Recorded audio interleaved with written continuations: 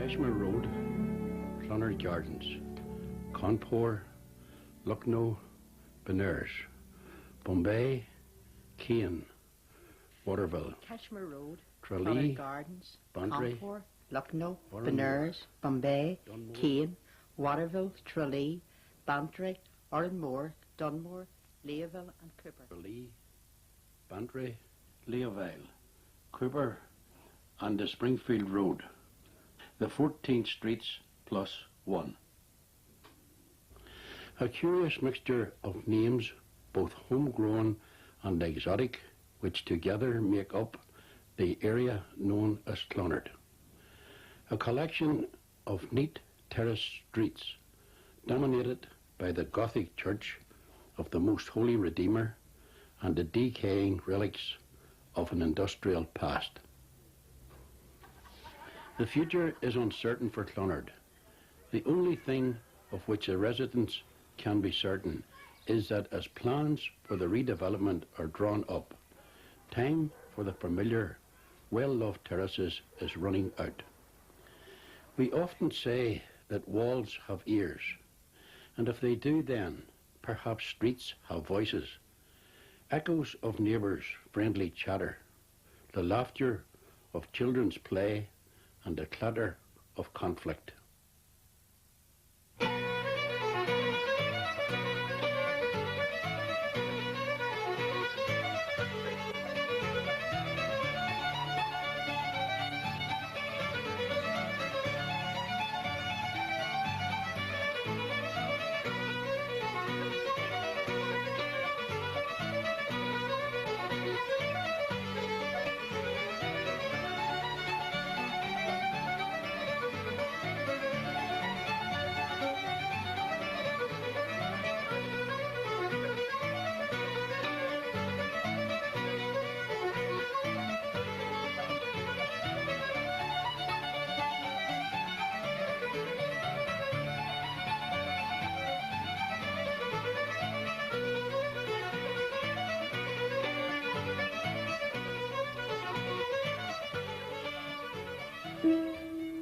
The Gaelic name Clonard means the high meadow, and less than 100 years ago the site of Clonard was exactly that.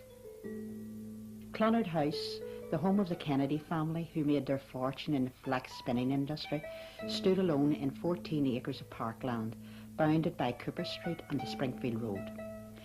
But by 1896 both the house and the gardens had become the property of McConnell's estate agents, who were already planning the streets that would become the Clonard area.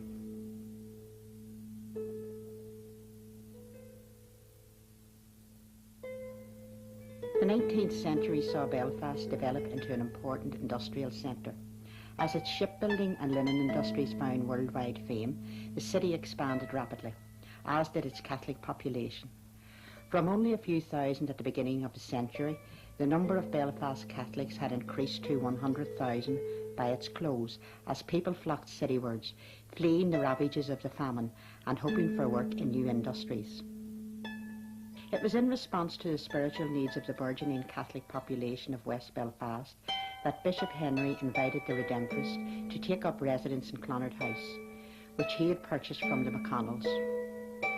The history of the Clonard area, its people and the Redemptorist community are inseparable. Within 6 months, the congregations had outgrown Clonard House, and the first Clonard church was quickly built on a strip of land by the Mill Dam. Because of its corrugated iron roof, it came to be known as a tin church. Mass was heard there for 14 years, and when it was knocked down in 1911, some of it was used to build an extension to Clonard House. On October the 4th, 1908, the Redemptorist Order opened another chapter in their history as work commenced on the Gothic-style Church of the Most Holy Redeemer. Designed by Belfast architect J.J. MacDonald, whose sons were many years later buried in its crypt, the church was built over 3 years at a cost of £32,000. The church was dedicated in a solemn ceremony on Rosary Sunday, October the 1st, 1911, and was to figure largely in the life of the Clonard area on countless occasions and in many different ways.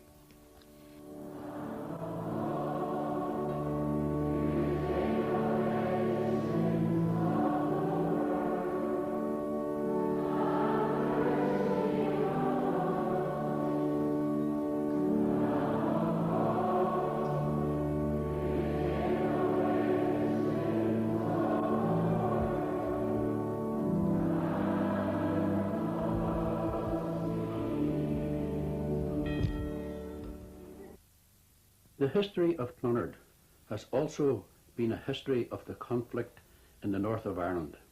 As early as 1899, Clonard people were preparing to defend their homes and their church from sectarian attack. In the 1920s, the streets of Clonard witnessed many bloody incidents. This is a photograph of one of our brothers, Michael Morgan, a native of Cavan, who was shot dead here where we are standing on the 22nd of July 1920. It was a time when there was a great lot of rioting going on in this part of Belfast, particularly in the Clonard area. A lot of firing by the military in Cashmere Road area and down the falls, during which quite a number of people were shot dead and many injured. But at this particular occasion, Brother Michael had come up here to do a job of some sort or other. There was firing going on outside, and if you like, rather imprudently, he went to the window just to have a look out. The soldiers outside seem to have been looking up at the monastery. They more than once made it known to us that they suspected Clonard of harbouring snipers and allowing us to use snipers to fire from it, which we never did. The moment Michael Morgan showed his face at the window, fire was opened. He shouted out, "My God, they're going to shoot." There was another brother near him. He heard him, and at that moment, Michael fell dead, just very near where I am standing. Several bullets pierced his lungs. The priest in charge heard the shooting here, rushed up. He was afraid at first to go near Michael because of the continual shooting. He did finally, he gave him the last rites, and his body was brought away then. He was, as I said, a young man, 28, and a very pleasant young man and very popular. So it was a great tragedy. But it was only one of a number of fatal shootings and many woundings that were taking place all around us those terrible days of the end of July 1920. Conflict of another sort affected the Clonard area in the war years. The privations were as hard for the people of Clonard as they were for other parts of Belfast. The hungry 30s, dreadful. And when boys grew up in their teens, there was no work for them, so automatic, and the Brum, case packed away to Brum it was everybody, they always went to Brum the night. That was basic. Everybody just had to get moving and get a job in England, because there was no work here for them. Mackie's Foundry was one of the North's most famous industries. Although situated on the edge of the Clonard district, precious few Clonard men ever found work there. Instead, it drew its workforce from neighbouring Protestant communities. Mackie's came up and down the Cashmere Road, and they came up and down Cooper Street, and then coming near the 12th, the kind of way stopped. They took another route. And there was a smell of them you were talking? You could always smell Mackie's off them, the oil and the smells you get of work shops. You had to smell the oil. Although the Clonard area always had its fair share of tradesmen and professionals, work for many has been and remains difficult to find, and the daily bread of many's an ordinary family was won by the nimble fingers of the women folk employed in the mills and factories of Belfast's famous linen industry. It was hard and very noisy. You couldn't hear. We had to talk into each other's ears. If you wanted to speak to anybody, you hold over at them, and then they knew you want them, and we just talked. We would have talked with our hands over them, and then they would have come over and you spoke into their ears. But very noisy. On the Grosvenor Road at 6 o'clock every night, it was black with women coming from the warehouses. Everybody went down and worked in the warehouse, shirt factories, linen factories, whatever, and you walked the whole way up the road. And it was black with workers. That's no longer. As you know, there's none of that now. That's all gone. The city, you see downtown, that was all warehouses, big shirt factories, linen warehouses. That's all gone now. The same as the factories around here are gone. Elliott's and Blackstaff. With Mackey's playing such an important role in the war effort, the chances of a German attack were high. Clonard people listening to Lord Haw-Haw were alarmed by his apparent knowledge of Belfast. Once he even referred to Clark's whitewashed house beside Mackey's. The Germans struck on Easter Tuesday 1941 on what became known as the Belfast Blitz. Over 800 people died in what the German news agency described as a mass attack, comparable in its effects to the heaviest attacks which had been inflicted upon the ports and armament centres of Britain. You heard the drone of the plane and the whistle of the bomb coming down, and the save you heard the whistle, you were all right. To me, the shelters weren't much good, you know. They were only like bloody dog channels, you know. Now if a bomb did hit them, you haven't open hell like it did. During the air raids, some Clonard people found refuge in the crypt of Clonard Monastery.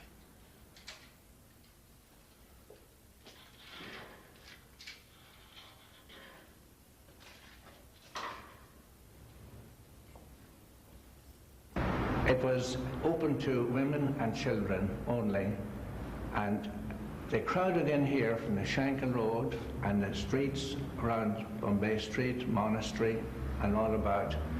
It is said that you could have had 300 people here at the time. The wall down there was broken open and some went into another cellar. It was a marvellous time in many ways, frightening of course, but when they came here first, an eyewitness told us recently, a Protestant lady who's in Carrickfergus, she remembered the Catholics stood at one end, more or less, the Protestants at the other, a bit shy of one another because they didn't meet that often. They sang their own hymns. The Catholics then had their rosary beads and prayed like anything. The Protestants looked on in astonishment. But gradually they all sawed and they became very warm friends and sang the same hymns and probably prayed the same prayers. And so it remained. They drank tea, they passed the time, and they stayed as long as the air raid sirens were there. Now, they came here a number of times, I don't know how many, but it was a wonderful example of the unity between all classes that we would love to have today. Clonard Crypt.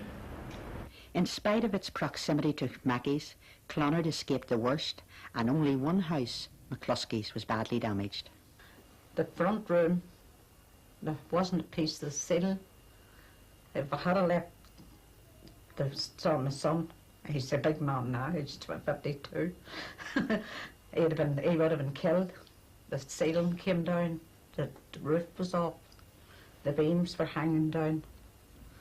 And the light, electric, the bulb was still hanging on that beam and it was still lighting. 1 year later, on Easter Sunday 1942, one of the most famous and tragic incidents associated with the Clonard area took place. An RUC patrol coming down the Cashmere Road was ambushed by the IRA. Police Constable Murphy was shot dead.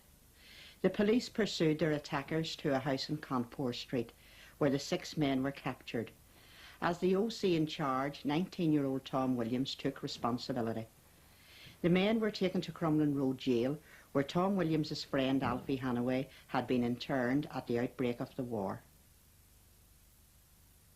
The 6 of them were sentenced to death, and then there was a terrible hue and cry throughout the country for to have them reprieved.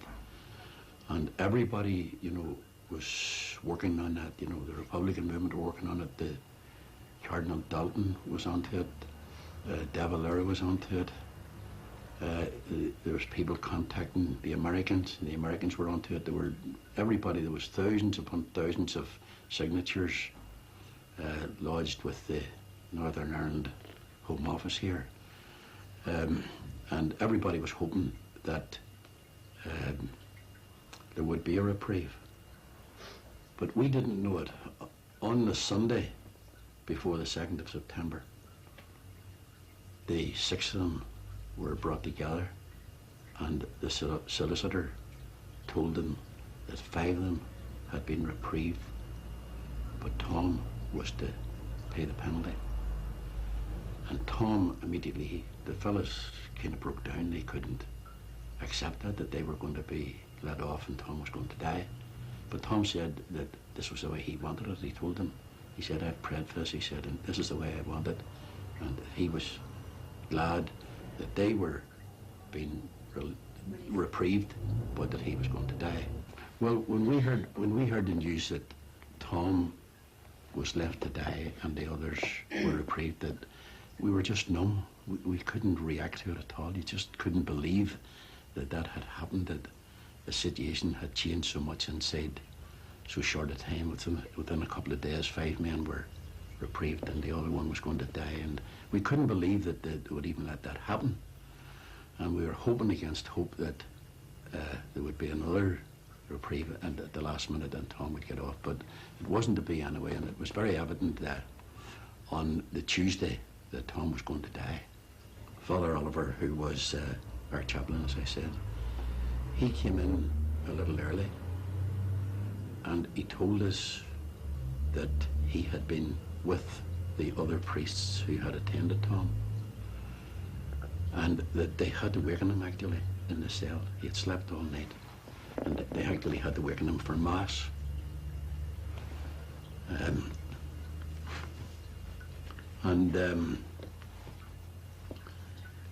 He talked to us a bit about Tom, and then he went into vest for Mass.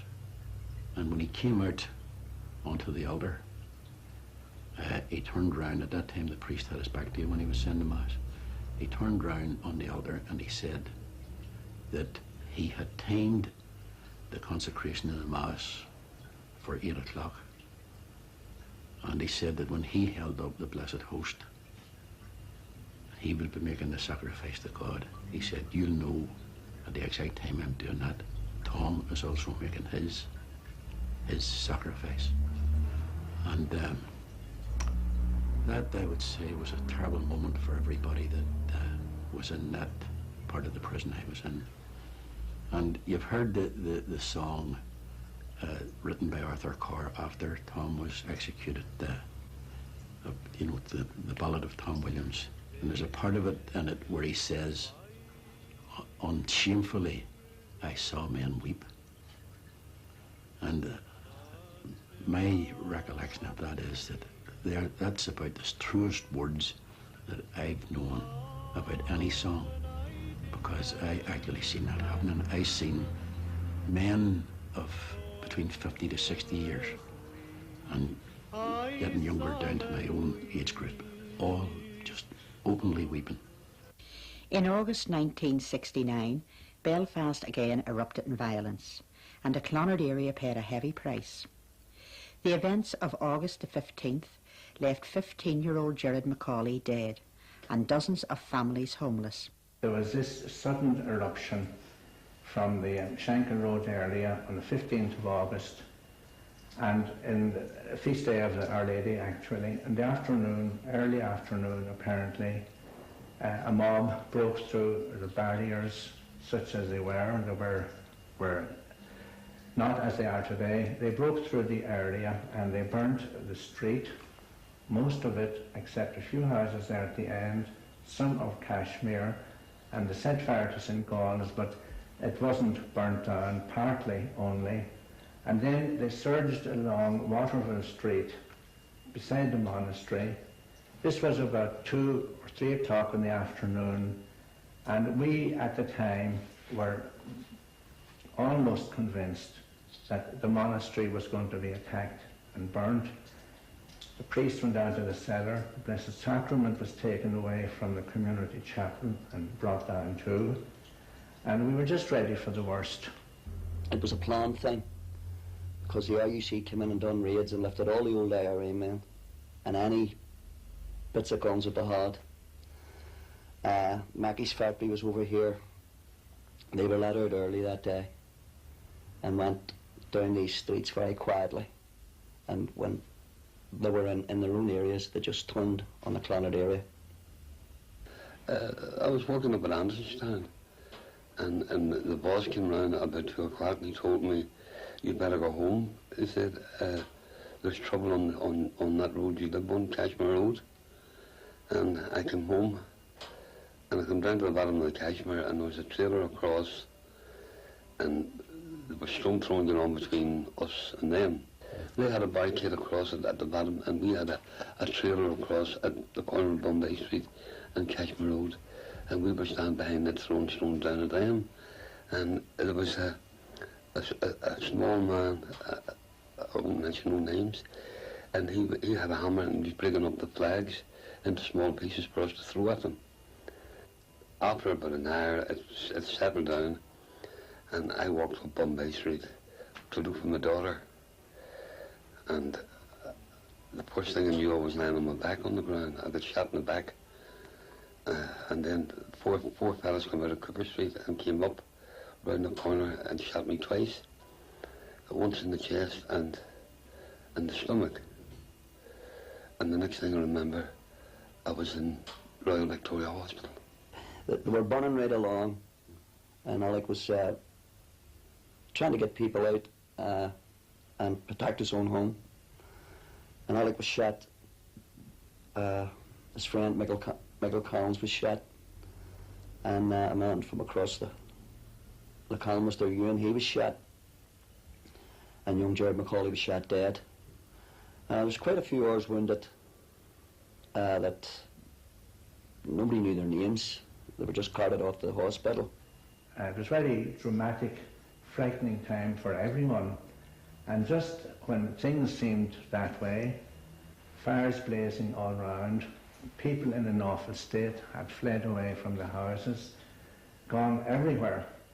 Our own people came along from different parts of the area and further afield to the street to confront the mob coming in, the Orange Mob as it was called. They helped to stop them. The soldiers appeared soon after too, but I think their presence certainly helped, but it did stop the moment that advance. And it's the turning of the tide in the meantime, but Bombay Street was left in ruins, as you can see there. Very frightening photograph, very tragic. It's like what it must have been during the Blitz in Belfast. Since that time, the Clonard area has been enclosed by the peace line. Few Clonard families were untouched by the troubles of the following years.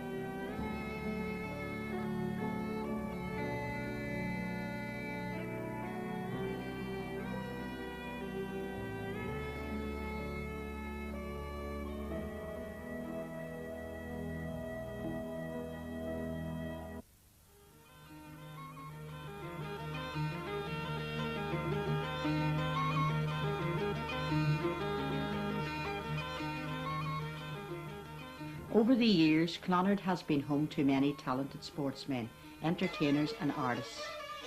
Sean Maguire was born in Dublin, but raised in the Clonard area of Belfast, where he attended St Gall's School. He has fond memories of Clonard, which he calls the musical Nile.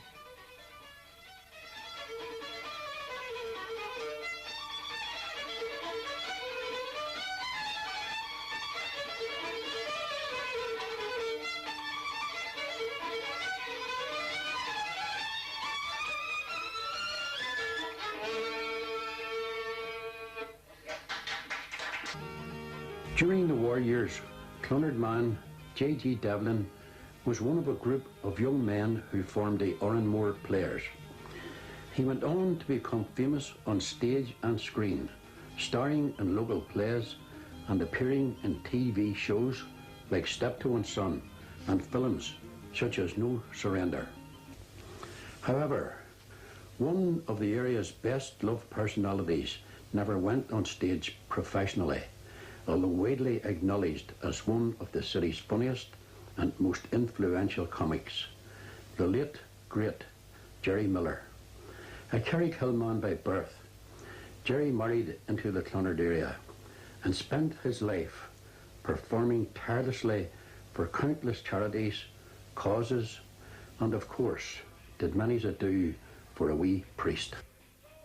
This immensely talented, genuinely humble man, his jokes, his songs, and his mutton dummies are sorely missed.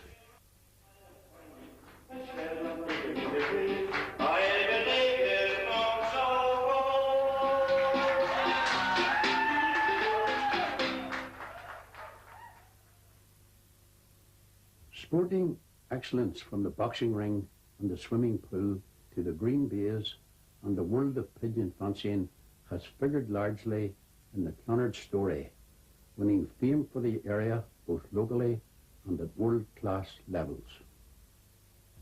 When I was fighting in the ring, I was always representing the people of Clonard and the Cashmere Road, and I didn't like to disappoint them. I loved to win, and I always trained hard. So they could never say that I didn't keep fit. If I got beat, I was beat, and if I always tried my best for them, and for myself too, like. But the support from Clonard were brilliant. Commonwealth Games, I came home and I was very tired, and I got into the house, and people were shaking my hand and all and welcoming me. But I went into bed for a half an hour, and my mother wakened me and she says, "Come on, there's somebody here to meet you." And she didn't tell me there was a party for me or anything from it. And those kids want to see your silver medal.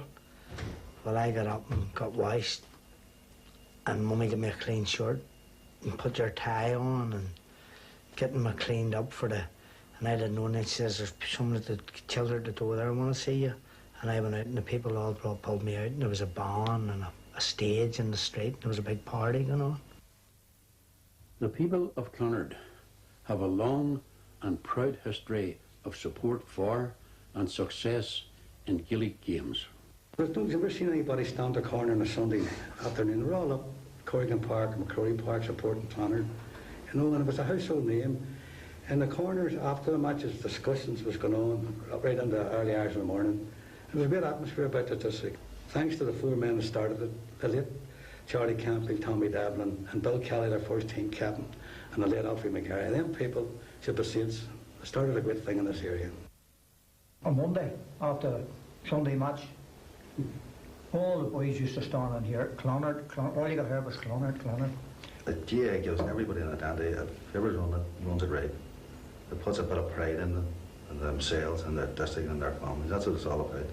And anybody in the GAA will tell you, if you play against any Clonard club, you know after the match you had a game, or you win or lose, they'll give you 100%. The best experience I had running out, putting a team in on the field in the Martin Cup final, that was my greatest, the day we won it. To see this, brightening them kids' faces after a match and them getting their medals, you know, I thought that'll live with me all my life, you know. That's the best thing that ever happened to me in Clonard. Swimming, as both sport and social recreation, has played a large role in Clonard life, with the area producing not one, but two top-class clubs. Clonard Swimming Club was formed in 1922. It was a group of lads that played football for the Hibs. They were on the way to a match in the markets, and they were told there was shooting in the area. So they decided to go to the rock dam to kick the ball about. And some of the lads that was there said they'd love to go in for a swim. And in the talk, they found out there was a few of them couldn't swim. So they arranged a meeting in the bakery facing Falls Bass and decided to form a swimming club so that they could learn the lads to swim. And that is how Clonard was formed. Their first victory was in the Junior Cup in 1924.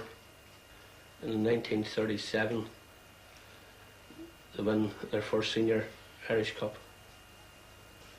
And they just went on from there. 53, 54, and 55, they won the senior Irish Cup. On to the 60s, 1960. They had a 14-year consecutive run of senior Irish Cups. I don't think 14 will ever be equalled again. Among the many sadly missed individuals whose personalities added to the unique character of Clonard was Dominic, the paperman. For 30 years, Dominic cut a familiar figure through the streets of the district, in good weather and bad, in peaceful times and troubled.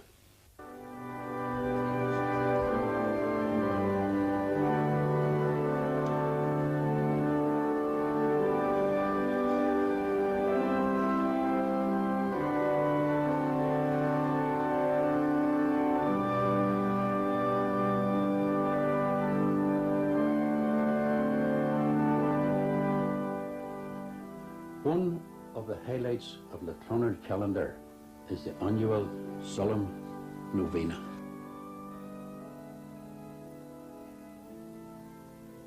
In the early years, the numbers were incredible. That came here 6 times and more a day.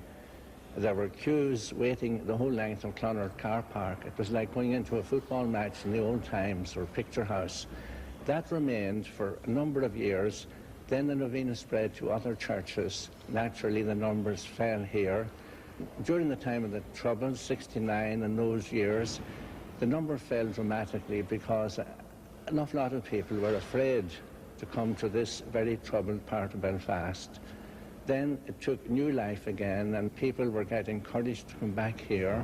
Then, about 10 years ago, we introduced what's called the solemn novena, such as we have now.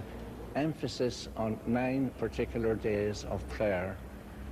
That immediately led to a terrific increase in attendances for these 9 days. It was started by an American priest, and it fostered devotion to the Mother of Jesus, and we believe that she speaks on our behalf. We do acknowledge that God must come first, and we address him first. But we also believe, because she is his mother, that she will not be refused if she asks on our behalf. And I would say the people who come here have a very special devotion to Our Lady.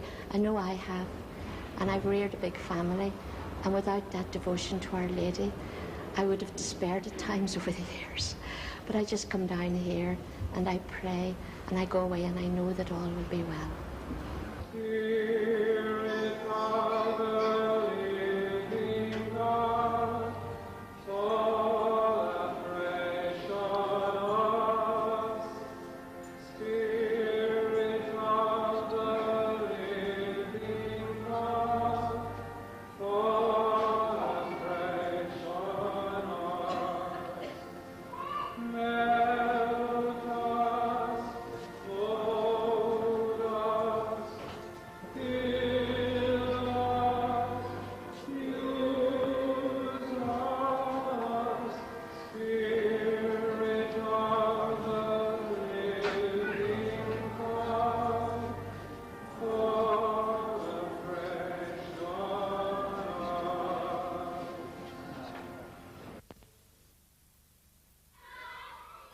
Close by the monastery is St Gall's Boys' School. Famous past pupils include John Goff, who refereed the 1983 All-Ireland final against Galway and Dublin. The school has a proud record of sporting achievements. Over the years we've always had a strong tradition of Gaelic games, Gaelic football teams, hurling teams, handball teams. As well as that, over the years they were renowned as being one of the best choirs in the vicinity. They entered a fiche for years and used to win it every year up until the time and they discovered that they were the only choir to take part in the thing. So after that they competition ended, presumably because St. Gall's were so good. I'm led to believe now that the area will be redeveloped, so it'll be a new beginning, and please God at that time we will get a new school, and it'll be a new beginning too. Our boys would be amalgamated with another local school, which is St. John's Girls' School, and they will be amalgamated onto one site. An awful lot of the past pupils and so on will be sad at St. Gall's closing down when it eventually does in the future. But I would be all for a new school, because at the end of the day the pupils deserve to be taught in surroundings suitable to modern education.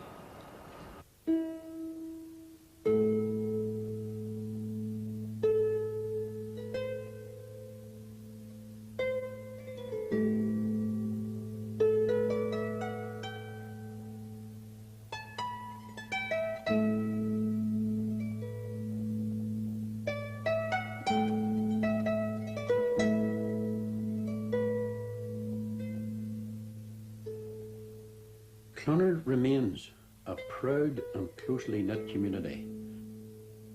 No matter how the bricks and mortar of the area change in the years to come, the people of Clonard are sure that the identity and spirit will live on.